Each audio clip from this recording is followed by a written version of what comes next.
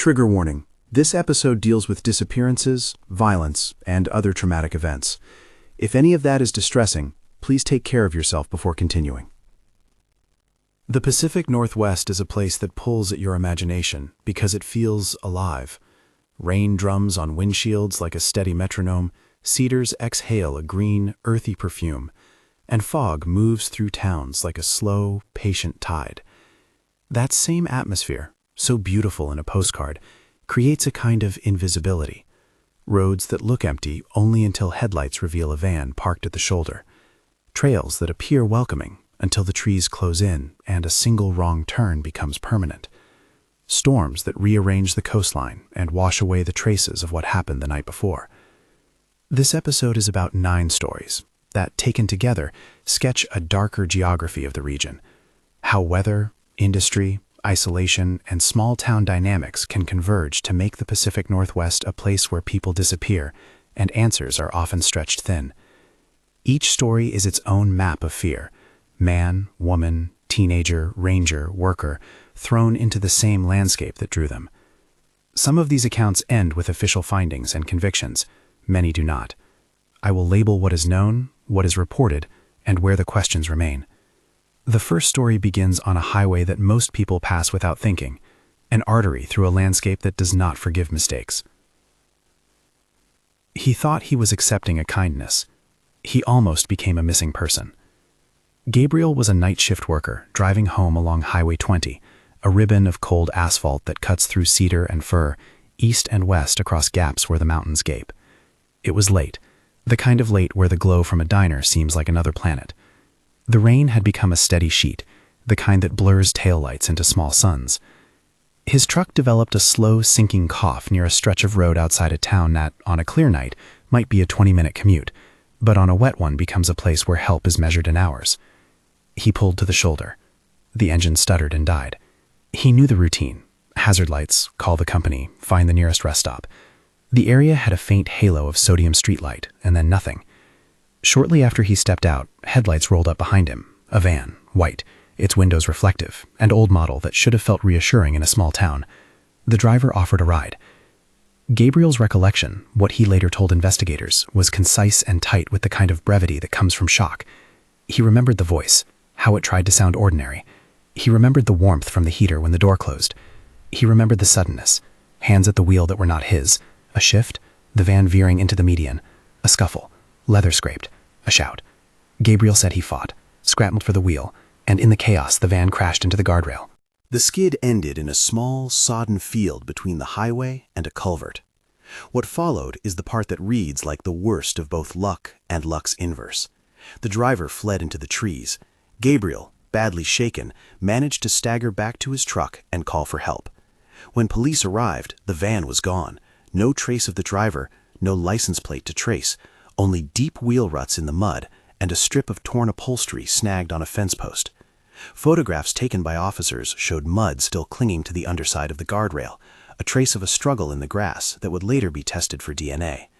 According to police reports and the survivor recollection provided to investigators, a search of the area the next morning turned up something else, items in a nearby abandoned building that suggested the van had been used before, blankets, ducted rope, and what witnesses later described as odors and stains that raised immediate concern. Local law enforcement described finding possible evidence linked to multiple missing person reports from surrounding counties, documents, photographs, and items that family members later identified as belonging to people who had been reported missing months and years before. That linkage, when reported, transformed Gabriel's night from a near-fatal incident into a lead in a regional investigation. But the trail went cold in the places where trails most often do. The van itself disappeared, its make and model described by Gabriel and local witnesses, but no owner ever produced a registration that matched the description.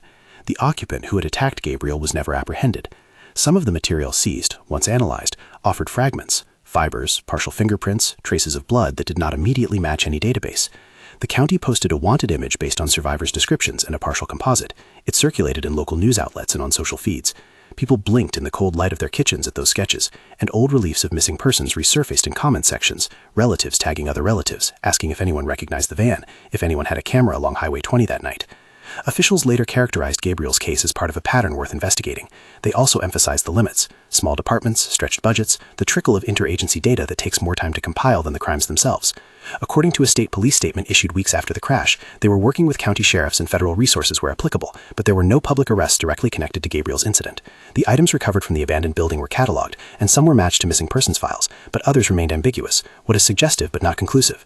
The official status recorded in public filings is an open investigation with leads under review. Gabriel survived. He rebuilt a life with a gap at the center of it that did not fully heal, a long-term state of alert that survivors often describe as both gratitude and a kind of living fault line. He has given statements, and in several of them he expressed a mixture of anger and bewilderment. "It felt like they were cleaning up after something," he said in a survivor recollection later paraphrased in a local paper, "the way someone says an obvious thing that still feels like a question." That image, cleaning up after something, stays. If you find this series compelling and want more documented cases like these, subscribe for future episodes where we continue to piece these stories together. The rain does more than wash. It hides footprints and washes away tire tracks. It turns metal into a mirror and makes evidence unreliable. The coast has its own manners of erasure. The trails swallow sound. The parks keep shifting. A young woman named Riley was an avid hiker, someone who lived for the quiet of the forest and the language of elevation. She and a small group had set out on the Hoh River Trail in Olympic National Park, a place where moss hangs from branches like slow curtains, and where the river moves with a force that makes you speak lower, as if not to frighten the water. They had planned a day hike that would turn into a short overnight. Friends reported that she had been excited about photographing lichens and the light through the canopy. Shortly after noon on the day she disappeared, Riley stopped to take a quick selfie, an image she would later have taken for granted had it remained on her camera. The timestamp, according to the file extracted from the recovered memory card, shows a time minutes before she was reported missing. The camera and her backpack were found near a bend in the trail that leads down to a small ragged inlet where the river narrows. Her friends, who left briefly to fetch water further down the trail, returned to find her gone. What unfolded in the days after was the sort of concentrated search that feels, in retrospect, both enormous and painfully small. Park rangers organized grid searches. Volunteers from neighboring counties joined with search and rescue teams.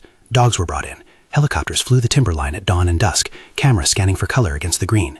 Teams moved along trails that, in summer, are passable, and in other months become treacherous and nearly invisible. Day 1, Day 3, Day 7, each one recorded in terse updates sent to family and posted to the park's press page. As reported by family and by one of the lead rangers speaking to a regional paper, the search continued for weeks with diminishing returns. The only physical items recovered were her backpack and the camera, both found in a small clearing. The camera contained that final photo, a smiling face framed by dripping branches. Its metadata showed the last exposure time and place. Beyond that, the camera's internal GPS data, if it had been present, offered no trajectory beyond the last point where the device recorded. The file's last packet of data suggested that the camera had been turned off or disabled after the photo was taken. Rangers searched the creek and the adjacent ravines. Nothing else turned up. Speculation filled the spaces left by absent evidence. In a dense rainforest, a misstep can mean a fall into concealed water, a tangle of roots, a fracture that prevents movement. Hypothermia can set in faster than you expect, especially when a warm day turns into a cold Pacific Northwest evening. But those are accidents. The region has a brutal climate that claims lives with no malice beyond the laws of physics. Then there are other possibilities, not hypothetical monsters, but the very human kinds. An opportunistic person, someone following the trail, someone who saw a woman alone and made a decision.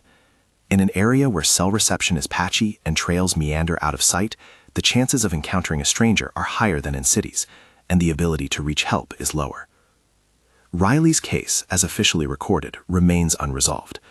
Park officials list her as missing, the search suspended after thorough sweeps turned up no additional clues beyond the backpack and camera. Friends and family continue to push for answers. They have organized their own small expeditions, petitioned for the release of all search logs, and asked for continued aerial surveillance in seasons when the river runs lower. Civil search groups occasionally pick up threads, unverified sighting reports, a flash of a jacket and a grainy security camera in a town some distance away, but none of these have led to an explanation that satisfies the people who knew Riley best. What stays with you from this story is not only the image of the last selfie, glossy, ordinary, personal, but the sense of how quickly presence dissolves in that landscape. The trees keep their secrets, and the river keeps moving.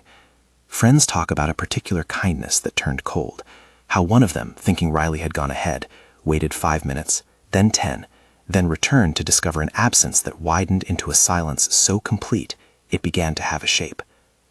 There are towns on the coast whose economies have been built on a single commodity: fish, timber, shipping, and the pattern of those industries frames another kind of disappearance. The next story lives in the world of ledgers and late-night docks. Caleb worked as a supervisor at a cannery in what locals call Atoria, a coastal town where the smell of brine and fish is as constant as the tide. The cannery was part of the town's skeleton: generations of workers, family names carved into payroll sheets that ran like parish records. Caleb had been in his mid-30s, competent, someone who could explain the arc of a production run or reconcile inventory. According to co-workers who later spoke to an independent investigator, he was meticulous, sometimes to a fault. He noticed numbers that didn't add up. Private investigator Marcus, named in filings and interviewed in a regional feature, later described Caleb's discovery: shipments logged and boxes unaccounted for, inventory discrepancies that suggested a channel unrecorded in official manifests. Marcus framed it as classic smuggling indicators: small adjustments, round numbers that canceled out over months, off-hours movements of trucks that didn't match shipping logs. Marcus believed there was a network that used the cannery's shipping infrastructure to move contraband along established routes. Caleb reported his concerns to the regional office, and, according to Marcus and a few co-workers who corroborated the narrative, met with a state inspector who said the matter would be reviewed. Then, within weeks, he disappeared. His boat was found some distance offshore, adrift and partly awash, an old skiff tied to nothing, engines silent. There were signs that a struggle had occurred on board, according to police summaries: overturned crates, a fishing knife left in an odd place. Caleb's body was later recovered and ruled a drowning. The coroner's report noted injuries consistent with a struggle, but also concluded water inhalation as the primary cause of death. Here, the official and the speculative overlap. Marcus, the private investigator, assembled what he described as a trail of suspicious financial activity. He linked certain shipments leaving a cannery under vague manifests to known smuggling routes. He pointed to men who worked nights and declined to answer questions. Yet when his findings were turned over to state police for review, they emphasized that while there were suspicious indicators, evidence tying the canneries or named individuals to criminal networks was still circumstantial. The state police statement noted that the death was under investigation, but also that no arrests had been made in relation to alleged smuggling that linked to Caleb's disappearance. Families of the deceased staff and labor advocates pushed for deeper inquiries. The union requested federal oversight at one point. The result was a cloud of suspicion with thin, hard-to-grasp edges. The social context matters. Towns like Astoria are small, and silence is often the currency of survival. People keep jobs and keep their mouths shut. Reputations circulate in the dockside bars and the grocery stores. Economic dependence on a single industry can make questions dangerous.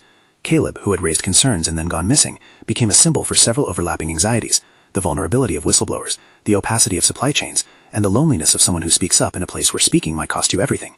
The private investigator continued to search, assembling what he called a pattern of shipments and personnel. He published interviews that named no legal suspects, but implied complicity among certain crews and at least one manager who had declined comment.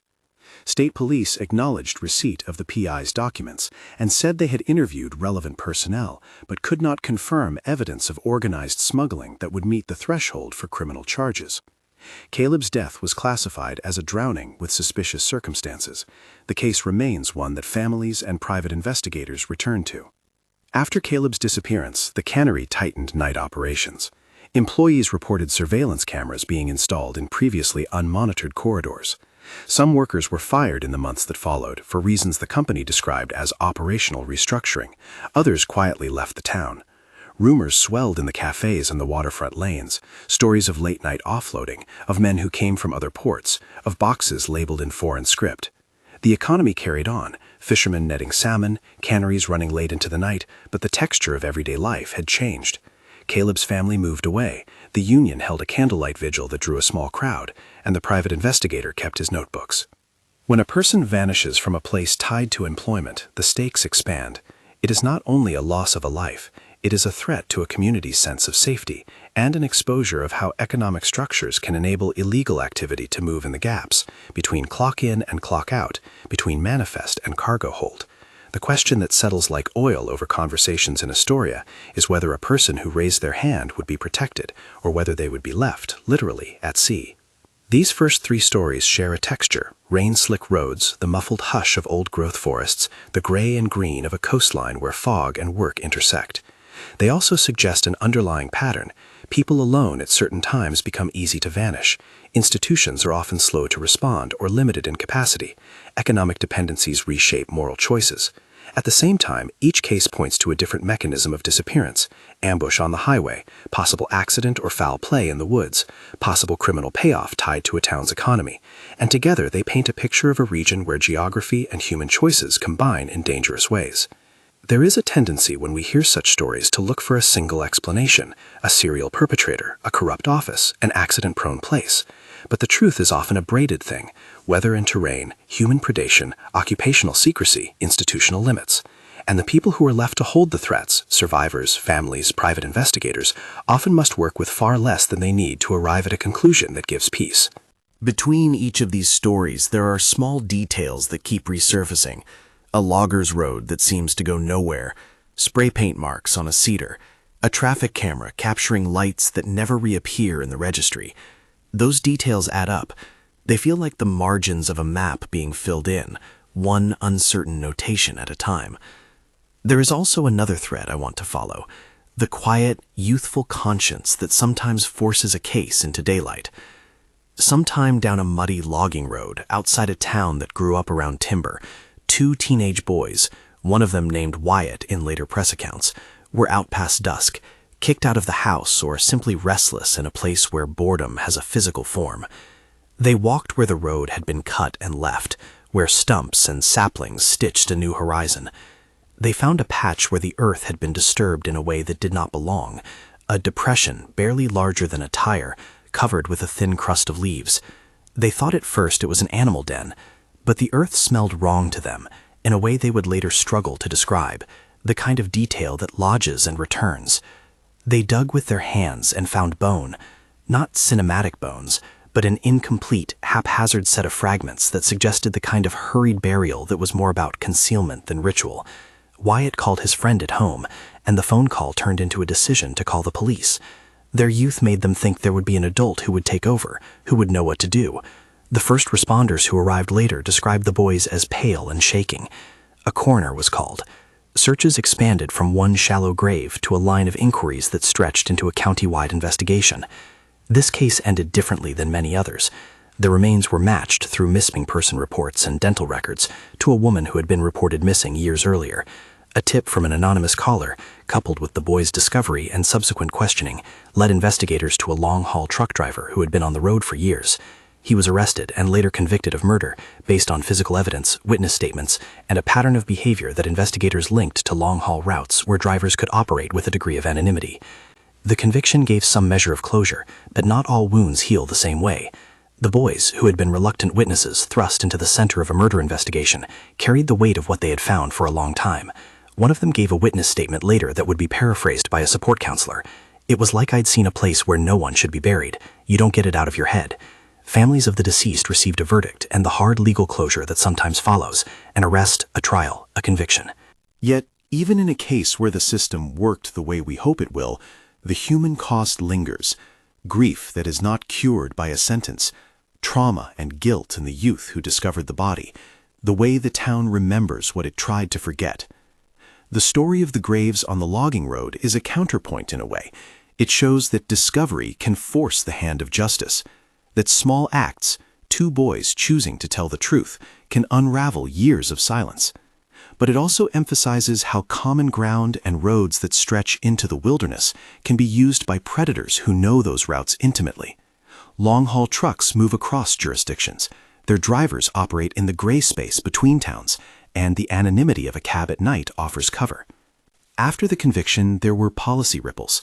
County supervisors commissioned more outreach to teens and residents about how to report suspicious finds, about preserving a scene, about the importance of not moving or touching potential evidence. Support groups formed for the children who had to sit through trials. These are the small, bureaucratic responses that come after a horror that has been legally acknowledged: checklists and trainings and pamphlets that try to make the next discovery less likely to end in loneliness. For every closed case, there are several that meander on. The next story we will visit concerns a ranger whose job was to stand watch over wilderness and who began to see the landscape as a map of threats rather than only of beauty. The names change, but the pattern is similar. Someone with professional training who understands the rhythms of a place, notices something wrong, and then becomes, in some sense, the next person vulnerable to the same forces. These early stories pull at a central question: how much of what happens in remote places goes unseen, and what happens when those gaps are not just natural but are exploited?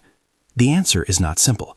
The rest of this episode will continue to follow the threads: ranger reports, allegations about communal disappearances, a case of a man pushed from a bridge, a coastal writer who vanished in a storm, and a decades-long domestic abuse case that hid under a family's roof. Each of these narratives maps a different facet of the region's darker geography: the way industry can shield crime, the way isolation enables violence, the way storms can erase evidence, and the way families and institutions deal with grief and suspicion. But before we step into the next set of stories, it's worth pausing to note the procedural texture that ties many of these episodes together. When someone disappears in a forested area, the search and rescue protocol, if we can speak of a protocol at all, is a blend of science and improvisation. Teams try to reconstruct a missing person's last known movements. They establish search grids. They use tracking dogs. They coordinate aerial surveys when the weather allows. But in the Pacific Northwest, weather is a variable that routinely frustrates those plans. Fog can reduce visibility to a few dozen feet. Sudden rain can render thermal imaging ineffective. Tides can move debris and evidence along the coast in hours. The very elements that define the region can literally hide the truth. Institutions are another constraint. County sheriffs in rural areas often cover vast districts with small forces. State agencies can provide resources, but their involvement depends on legal thresholds and the perceived likelihood of prosecutable evidence. Private investigators fill gaps, but cannot compel testimony. Families are left to lobby, to gather volunteers, to keep missing person pages alive on social media. That combination, environmental friction, resource limitations, and social reticence, creates a swampland where cases either become solved despite the odds or sink and vanish into the mud. We will return to these themes in the next section, where a park ranger named Lily begins to see patterns of territory and threat on the land she was charged to protect. For now, keep the image of the trees and the road and the salt spray in your mind. They are not just background, they are active participants, indifferent and patient, in a story that will keep unfolding. Lily had been a ranger long enough that she wore the mountain like a second skin. She knew where the snow lingered into June and which slope swallowed sound. She could tell by the way moss lay along a log where water might be pooling beneath leaf litter. Mount Rainier's slopes have their own grammar: licking fog in the mornings, sudden wind that sows cold into the fabric of your jacket, the particular hush that falls when the sun slides behind a ridge. Lily loved those textures. She also learned to trust small things that other people overlooked: a tent peg hammered wrong, a boot print that didn't match advertised trail traffic, a carving score on alder bark that hadn't been there a week before. She started bringing concerns about those carvings into the station log the way professionals do: a time, a GPS point, a short description. Rangers rotate, and each new person sees an accumulated script of minor violations: trash, illegal camps, a rusting refrigerator left by someone who thought the hillside would hide it. Then the markings became more deliberate.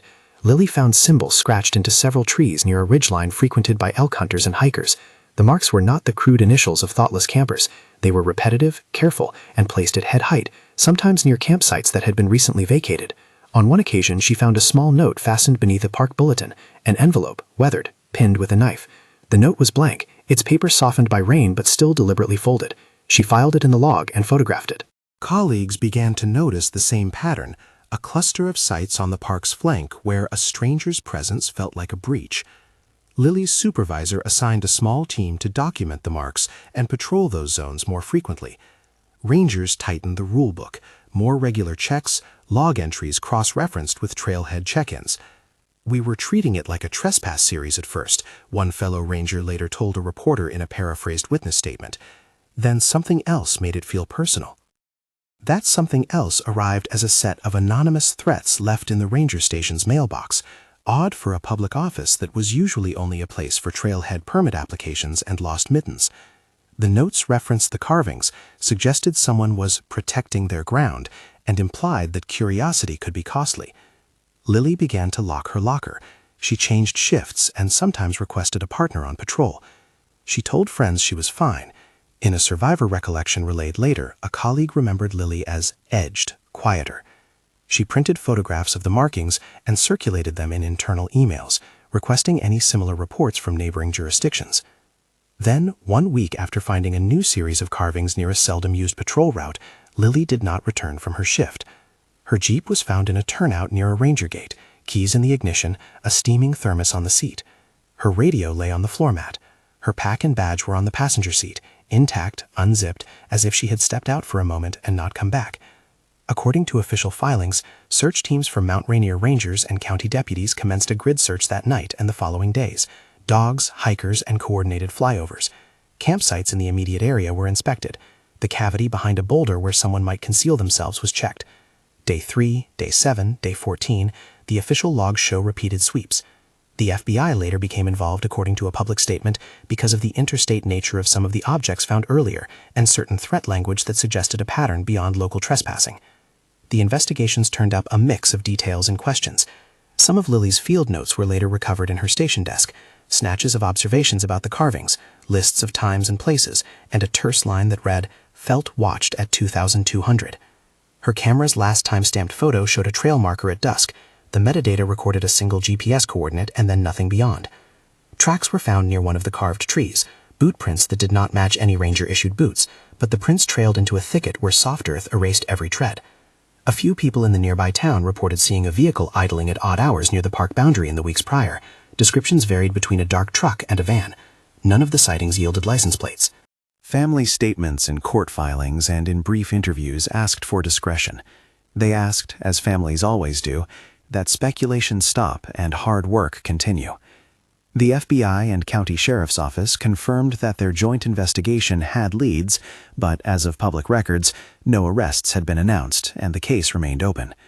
The local paper ran a feature on the ranger missing from the station, a life of small habits and quiet competence interrupted. Colleagues organized search parties months later, combing the same ridgelines and ridgeline drains that Lily had cataloged. Sometimes hope fuels volunteerism, sometimes it fuels grief. There is a particular cruelty when someone tasked with keeping others safe becomes the one who vanishes. It refocuses attention on the places no one looks long enough. It makes colleagues question whether the ordinary assumptions of patrol and record-keeping were enough. In a region where trails are many and watchers are few, the gap between what one person can protect and what the land offers up as concealment is wide.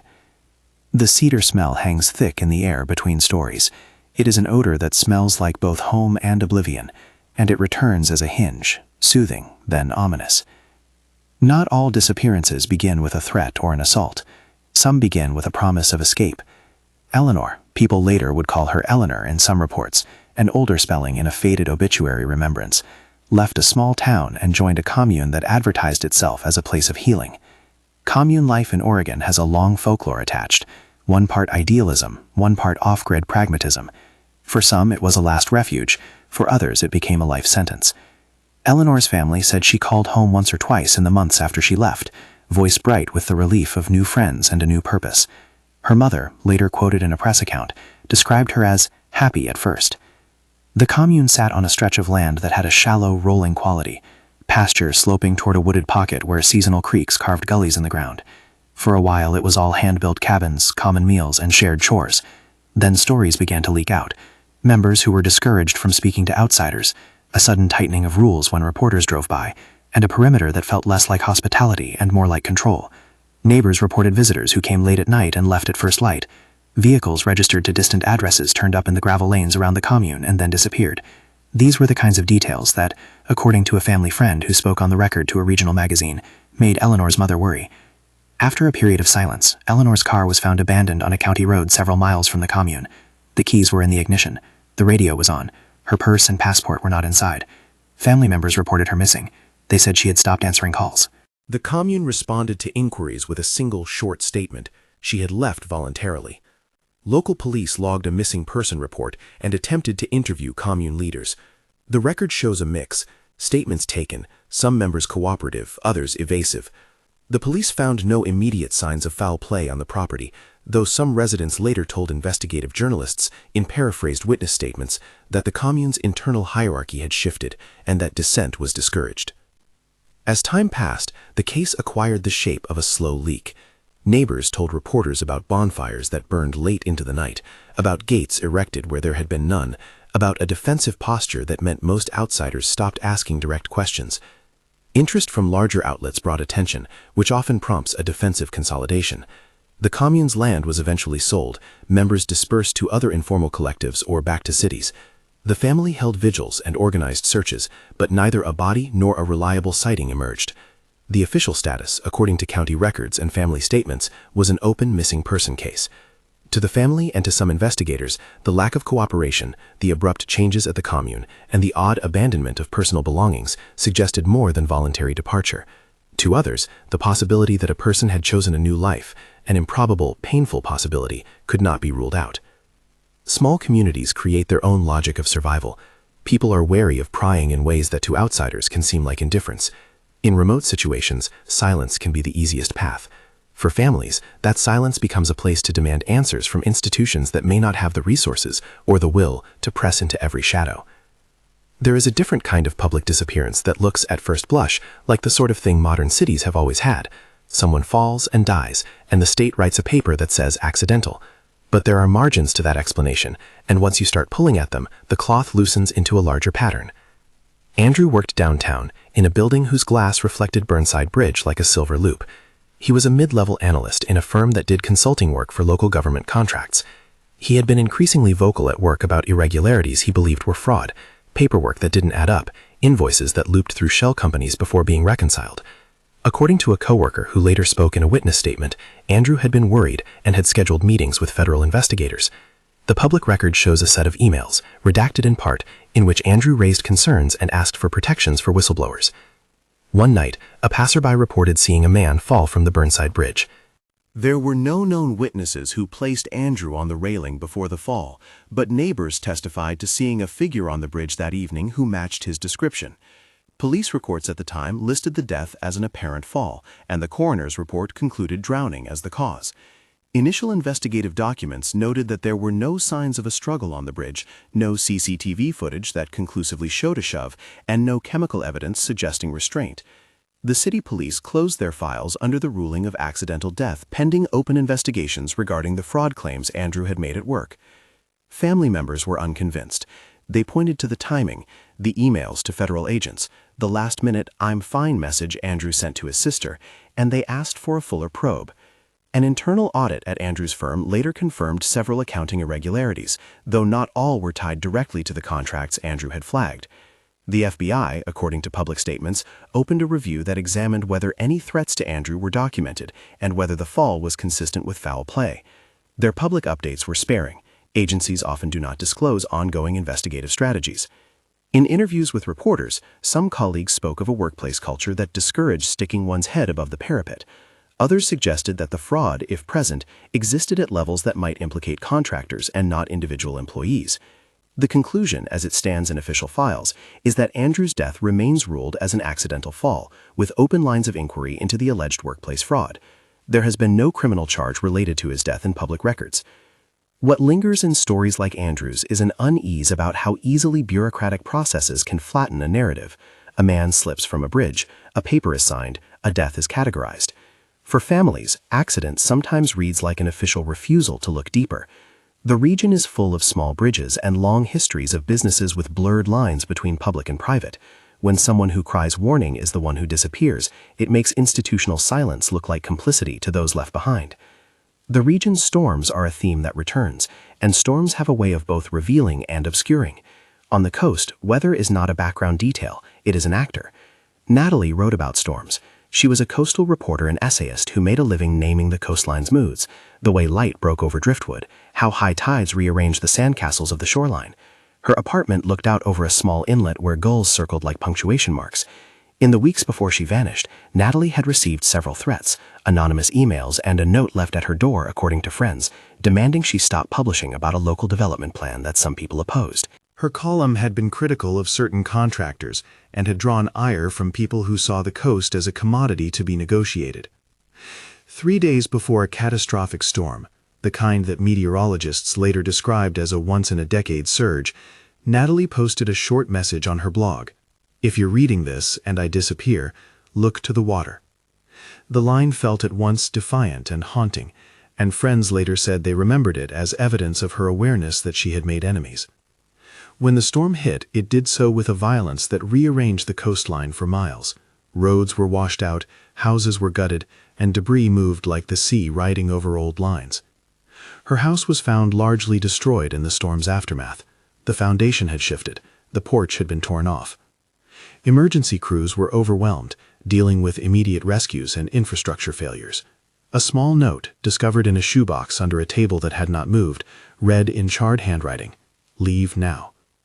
Friends and family told reporters the note had been in Natalie's handwriting.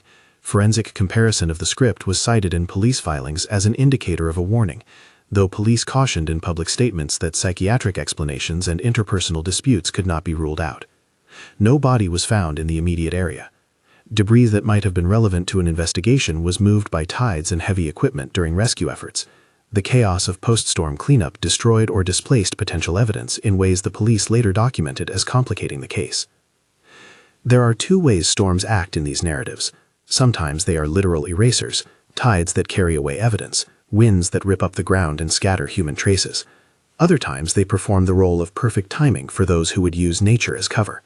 In Natalie's case, the storm provided both, a plausible explanation for her disappearance, and simultaneously, a cover that leaves observers asking whether someone used the event to bury or remove traces.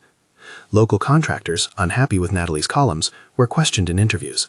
Some had alibis, others were simply not able to be fully traced because storm-related damage severed normal lines of record-keeping. The case remains unresolved.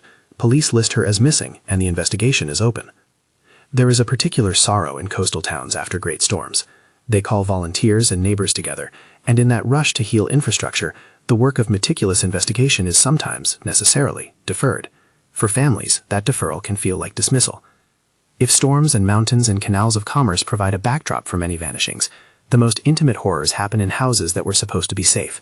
The case of Joshua and his mother is one of those stories, small-town privacy masking decades of violence. Joshua grew up in a modest house whose facade was the picture of ordinariness: a mailbox, a porch light, a swing. Inside, the pattern was different. His father, a man respected by neighbors who kept a steady job and coached youth sports, presented a respectable mask to the world. Behind closed doors, family members would later say, there were years of abuse directed at Joshua and at his mother. Reports were sparse. Neighbors who saw the surface rarely called authorities. Joshua, as an adult, later told investigators, according to a paraphrased witness statement, that fear and shame made confessions impossible at the time. Years after a neighbor reported an odd smell in the yard, a police welfare check was performed. What it turned into, after excavation with heavy equipment and a coroner's investigation, was an unfolding of a long-hidden crime. The mother's remains were found beneath part of the house, concealed in a shallow grave covered by flooring and dirt. It was the kind of concealment that presumes the home's sanctity will keep secrets. Police later charged the father after DNA and other forensic evidence were linked. In court, testimony painted a portrait of escalating domestic violence culminating in the mother's disappearance. The jury convicted. The father was sentenced. Official records show the conviction and the legal closure that followed. But convictions, while necessary, do not erase the devastation. Joshua, who had carried the secret for years, faced complicated grief and survivor's guilt. He became an advocate for domestic violence awareness in his community, speaking publicly about red flags and the need for neighbors to act. Support organizations noted that cases like Joshua's show how abusers can be shielded by reputations and how victims can be concealed by the structures that make a house a presumed place of safety. The legal system delivered a verdict, and yet the afterlife of such a verdict, rebuilding, therapy, community reckoning, takes years. These 9 stories, some with arrests, some with open questions, some with institutional investigations, and some with private investigators filling gaps, collectively sketch a landscape where pattern recognition matters. Alone, each case is an agony for its families.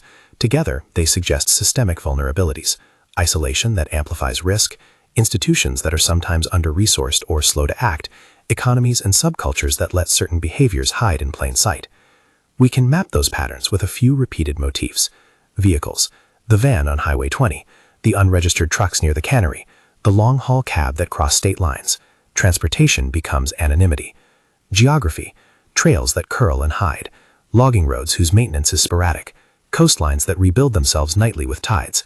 Institutions: small sheriff's offices stretched thin, rangers managing acres of wilderness with limited personnel, corporations whose supply chains create shadow circuits. Weather: storms that erase footprints and papers, fog that scrubs video evidence clean, social silence, neighbors who look away, families hesitant to make waves, communities whose economies reward quiet. From a procedural standpoint, there are practical reasons searches fail and prosecutions stall, recalcitrant evidence degraded by time, jurisdictional gaps between counties and states, the sheer cost of forensics. But there are also cultural reasons. In towns where employment is intertwined with reputation, people often choose to preserve stability over pursuing uncomfortable truths. That combination, structural limits and social inertia, creates a geography in which disappearances are more likely to remain unresolved. There are, however, counterpoints. The logging road teenagers who dug up a shallow grave forced a network of agencies to act. In Joshua's case, a forensic excavation led to a conviction. Those are cases where the machinery of law aligned with human tenacity. Families formed support groups. Private investigators kept pursuing leads when official momentum slowed. Journalists brought attention that sometimes, though not always, induced action. For listeners, there are practical takeaways that are small but important. When you travel in remote areas, tell someone your plan, route, expected return, and a time to trigger a check-in. Carry a physical map. Technology is useful, but self-service can vanish. If you encounter suspicious behavior, document what you can without endangering yourself. Descriptions, license plates, times. If you find something that could be evidence, a disturbed patch of earth, personal items, do not move them. Instead, note their location and contact authorities. These are procedural tips that search and rescue teams and law enforcement repeatedly recommend for preserving evidence and enabling quicker responses. There is also a responsibility to the victims, to keep dignity and recounting their lives, to avoid sensationalism, to press for facts rather than filling voids with worst-case imaginings. In some cases, families ask for privacy, in others they ask for attention. Both requests have weight, and both must be honored when possible. The pattern that emerges from these stories is not a single villain, but a braided set of forces: human predation, institutional fragility, and an environment that can both shelter and erase. The Pacific Northwest's beauty is not incidental, it is complicit. The same fog that makes it mythic is the fog that hides footsteps. The same sea that feeds towns can also, in one tide, shift the record of a night. The cedars that stand like sentinels can also be the pillars around which someone buries what they wish to disappear. There are people who have turned their grief into work. Families form missing person advocacy groups that help keep cases in public view. Volunteers train as search squads. Private investigators compile databases when public records are sparse. There are also systemic conversations underway about better interagency data sharing, about funding for rural police departments, about protections for whistleblowers in small towns where livelihoods are entangled.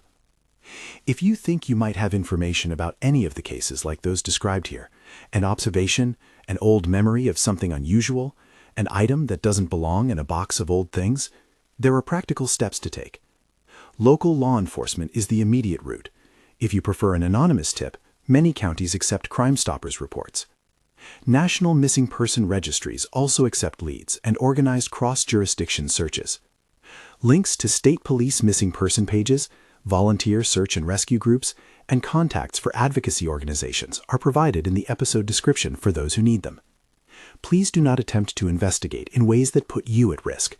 Report what you know and let trained professionals follow it up. We close not with tidy resolutions, but with a sober image that haunts all these accounts: the forest and the coast, patient and indifferent, keeping their secrets. That indifference is not malice. It is simply the law of large natural systems. But humans enact malice and negligence within those systems. People who use distance to hide violence. Institutions that fail to coordinate. Communities that permit silence. Remembering the names of people who vanished is not only an act of mourning, it is an act of bearing witness. If these stories moved you and you want to see more work like this, carefully researched episodes that connect place, investigative detail, and the human toll, subscribe to the channel. In the description below, you'll also find links to missing person databases, state and national tip lines, and organizations that support families of the missing. If you have a tip, even one that seems small, pass it along through those official channels. Small pieces sometimes become the hinge of a larger truth. The Pacific Northwest will keep offering its beauty and its weather. Its roads will still run wet and unlit, its trails will keep curving into moss and shadow, and the ocean will keep pulling at the shore with indifferent rhythms. But we remember, we press for answers, we keep searching. For the families who live with not knowing, every shared report, every renewed search, every public attention is a small proof that they are not alone. The forest does hold secrets, so does the sea. It is our work, imperfect and persistent, to keep asking for the people who once walked through those places and never came back.